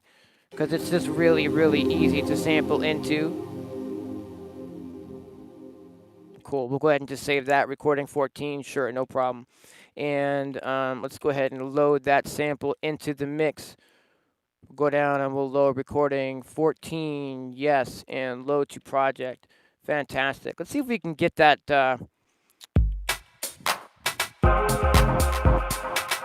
Cool. We don't have anything going on this snare track in this pattern. So what I'll do is go ahead and clear track 2, clear that sound out, and then we will assign that new chord stab to this one here, and we'll give it a ton of reverb and delay. Like a ton of reverb and delay, and we'll basically put this in on the downbeat.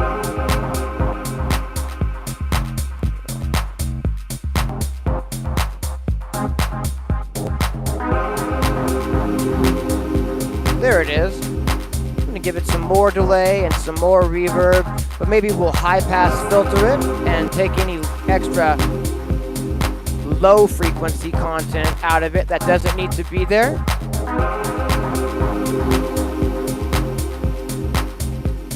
That's nice.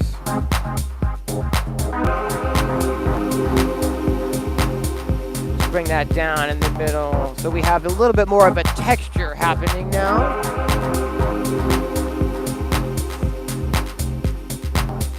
I don't know if I said specifically, but we're just kind of having a good time writing patterns and doing some sampling today. It's not like I'm specifically trying to build like the most awesome track in real time.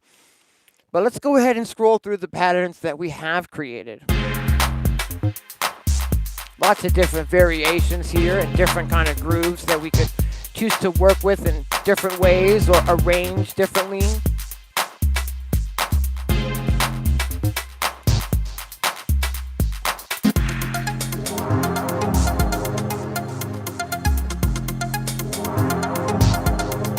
Right? Yeah, you get it, Breakline.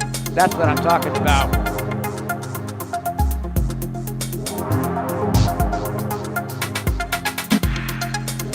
It does take a lot more dedication to learn how to play the piano.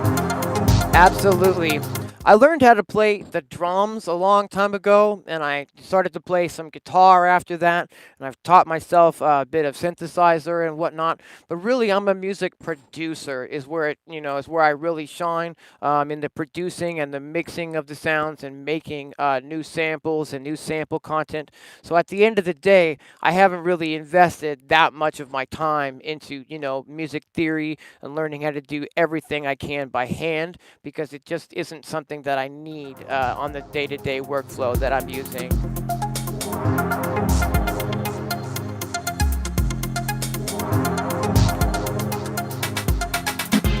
And I can't play everything, but if you put me behind a drum set, I can keep up with the best of them. Seriously.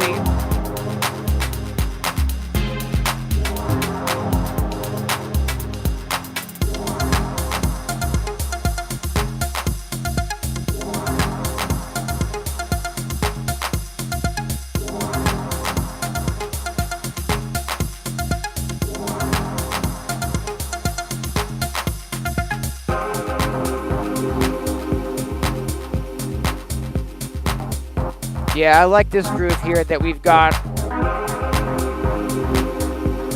I'm about these funky chords and chilled out chords with too much reverb. Absolutely. Before we go today, let's maybe just create something else for fun, shall we?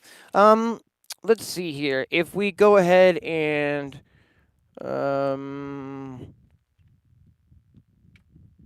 let's see, what could we do?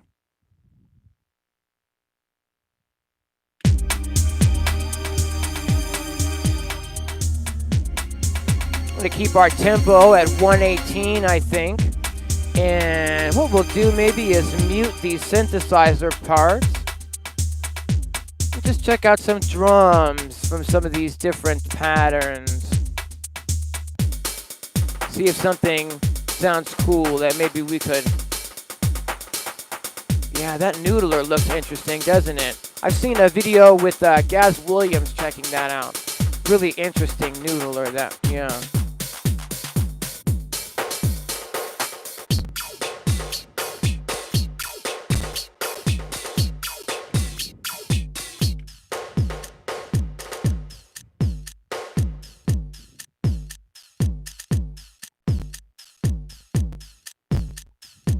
I like that. Let's sample this little beat here and see if we can't just build something on top of this for fun, shall we? 2, 3.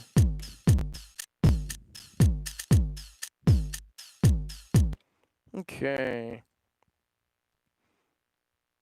Go ahead and trim this out. Try to get it right on the downbeat so that it'll sync up. This is definitely that art form that I was talking about earlier, being able to record something in real time and get in there and trim it out just right so that when you are trying to get it to line up to your tempo, that it will line up to your tempo. Let's go ahead and go into a blank pattern here just for fun. And actually, we'll need to save this first. So we'll go ahead and save this as recording 15. Sure, why not? And cool. So what let's do is go ahead and we'll just put that maybe on track 1 here.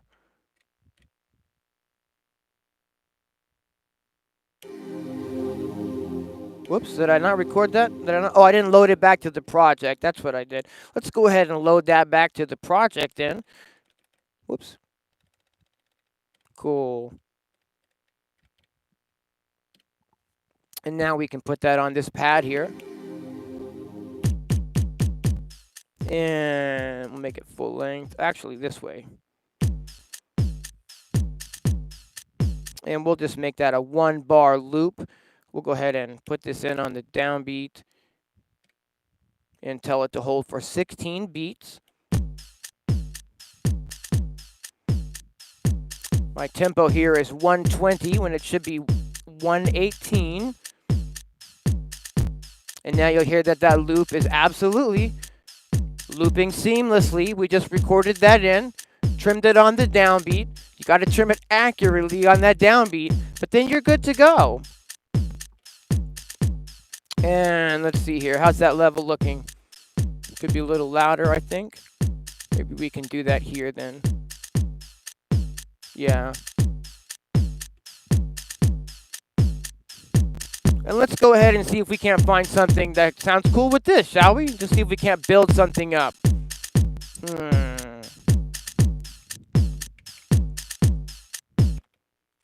What let's do is go ahead and take the MIDI out from the Digitakt.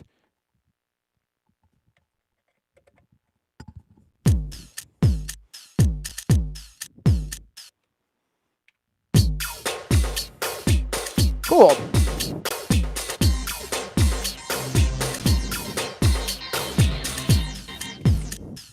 Now what I've done is I've got everything muted except for like a synthesizer part. We can just kind of start scrolling around, see if anything jumps out at us and sounds cool. Like that right there. That's kind of a neat little synthesizer riff in the background, right?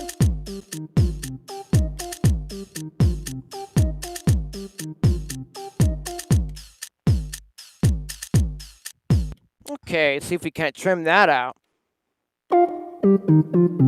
So it's the second one that I need to start it on. Get in here right to the beginning of that sound.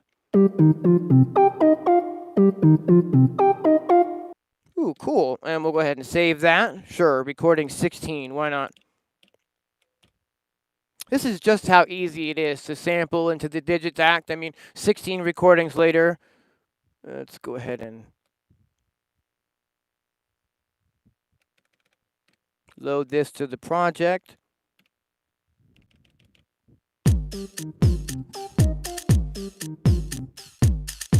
Let's trying to keep playing the keyboard in the background there. Let's go ahead and assign that sample that we just recorded to this pad here.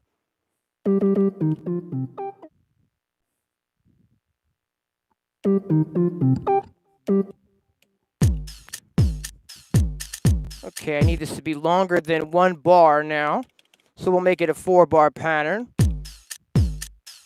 2, 2, 3, 4, 3, 2, 3, 4, 4, 2, 3, and whoops, I don't want that other sound in there. And let's fix that. Wrong one. 2, 3, 4, 2, 2, 3, 4, 3, 2, 3, and 4, 2, 3, and give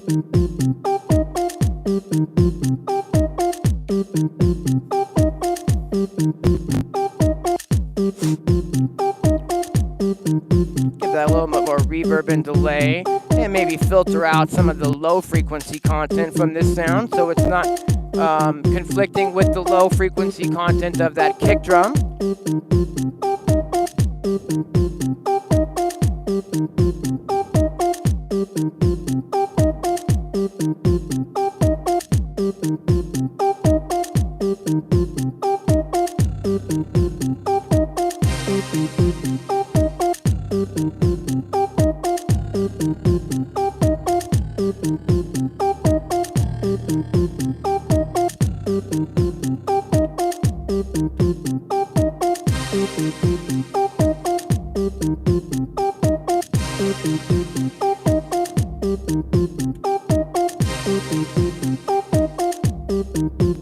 See if I can't get that new chord stab that we just heard to fit into this here. That sounded kind of nice.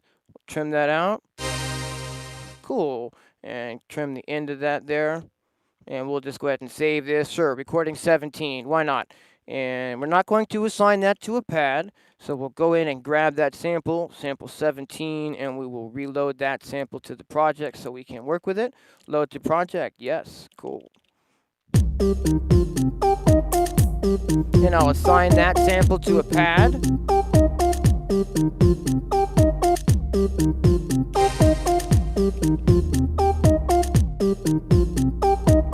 Two, 2, 3, and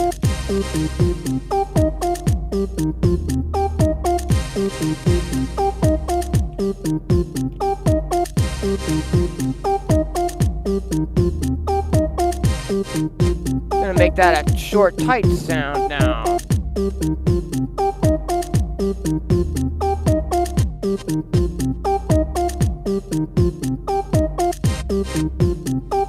Even tighter still. Getting there. Almost. That's more what I want. Yeah, I get some reverb and delay on that. Cool.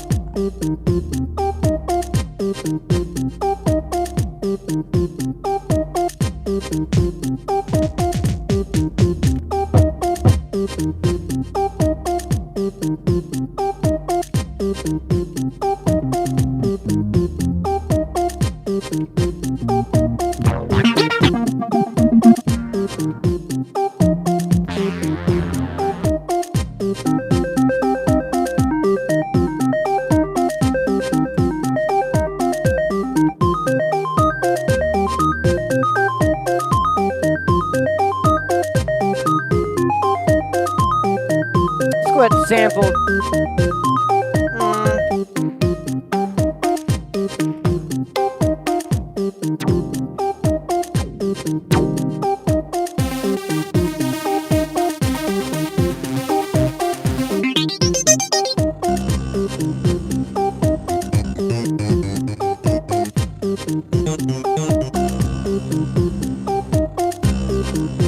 Too old school.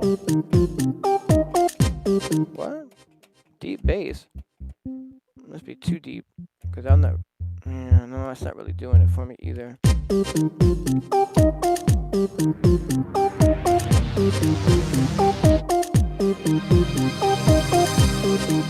That's nice. Ooh, yeah, big one. Let's get that in there. Let's record that.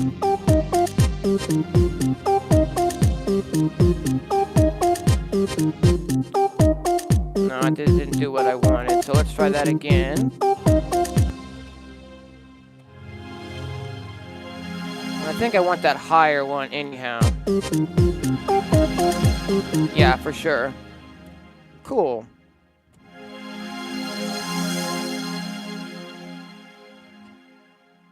It's funny, I spent all this time getting the chord bot out, but I'm not really, even using it. That's just, it sometimes helps me when I need to get a whole bunch of, complicated chords in, like 9s and 13s or whatnot. But for the most part,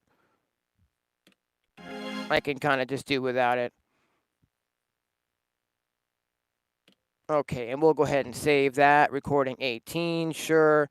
And we'll go ahead and load that to the project, go into the menu here, and recording 18, we'll bring that in, load to project, sure, why not? And let's assign that to a pad, shall we? Cool.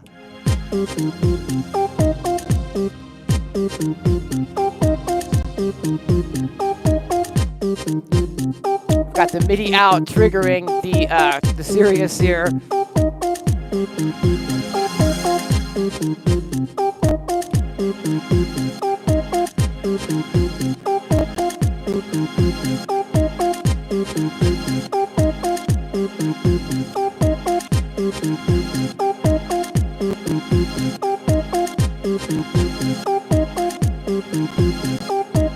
Let's go ahead and filter that sound down.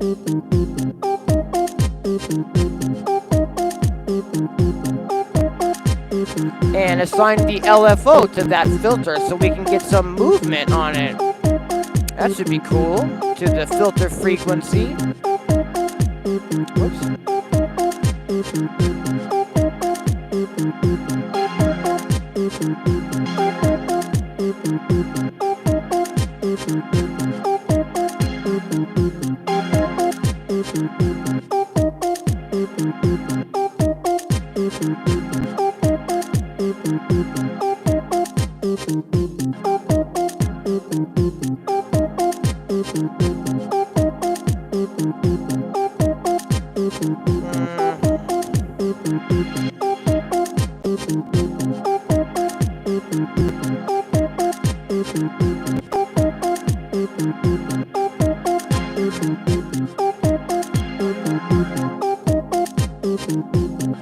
Just trying to sort of dial the frequency content of that new pad down in the mix a little.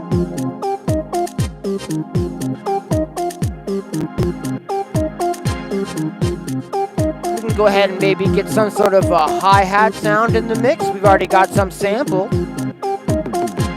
Let's go ahead and go to the sample page. Cool.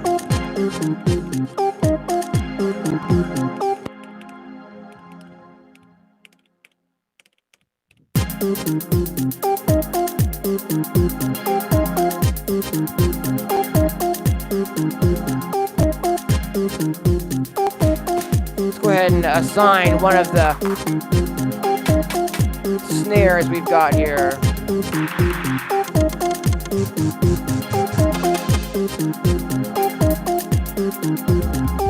Let me go ahead and scroll, I think, through my sample packs here for a snare we can use. Let's go to bank 1, maybe bank 2 here.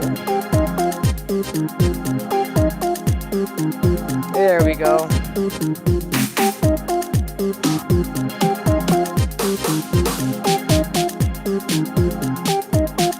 That one was pretty much cutting through. There we go.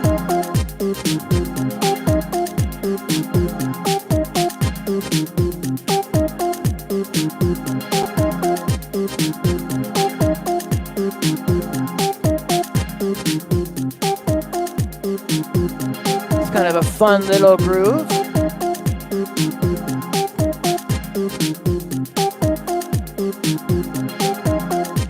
Looks like we've been going now for almost 2 hours, so I'm probably going to call it today, unless anyone's got any questions.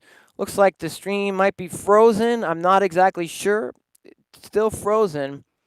Looks like it's frozen on the stream here on my iPad. So I don't know if we're still going or not, but this was just sort of a fun, casual way to do some sampling from the Quasi MIDI Sirius into the Digitakt today, and just kind of hang out and have some fun. I'm sorry we didn't get to the Euro rack this week, but like I said in the beginning, I'm currently building a 20-minute live set that's going to be put out on live on the channel on December 29th in the afternoon, probably about 1 or 2 p.m. December 29th. Looks like we're still frozen here. But you can hear me still? Okay. Digitakt versus Beatmaker 3. I can definitely answer that. They're different in the fact that you can't really load instruments into the Digitakt. It's a sample based environment only. Whereas Beatmaker 3, you can actually, load instruments and effects and different EQ plugins in there. So as far as producing and mixing, there's definitely a lot of advantages to something like Beatmaker 3, a full DAW where you can really access as many tools as you would need to access to produce and mix your tracks. Whereas the Digitakt is something really fun to play with and something really tactile to play with. It's even portable. You can hook it up to a battery and take it up to the mountains if you want. I've got a video on that. And it is super, super fun to play with. But there's no song mode in the Digitakt either. So it's not necessarily um, maybe as convenient for producing finished music as you would be able to do with a full DAW like Beatmaker 3. Um, it looks like we're still frozen, so I think I am going to call it at this time. I really appreciate everyone joining up on these streams. Definitely the MPC, yeah, D2 knows MPC is a really great option. As far as hardware is concerned, it's my opinion that the best way for producing and mixing tracks outside of the box is definitely with something like the Akai Force or the Akai MPC Live because of the tools you've got in there and the way that they allow you to use those tools. You can assign up to 4 different effects for every single sound on every single pad in the MPC Live or the Force. So you can get really surgical with something like EQ if that's your bag. You could put multiple EQs and really get in there and hone the frequencies. You've got compression and different delays and all sorts of those type of producing, mixing, and mastering effects in the MPC and in the Force, where we don't have anything like that in the Digitakt. The Digitakt does have a global compressor, which we used a little bit today, and that is a very helpful tool, but it certainly doesn't take the place of individual EQs per track, especially when you can load multiple EQs on the same track if you need to get really specific. So it looks like we're still frozen. I really appreciate everyone tuning in. Sorry about the freeze at the end here, but we will be back next Sunday at 10 a.m. We're probably going to do something else besides the Euro rack because I'm still working on that live set for the 29th, but hopefully we'll have a bit of fun next Sunday as well. So thanks again to everyone for signing in, for joining up, and we will see you next weekend. Thanks a lot, everybody.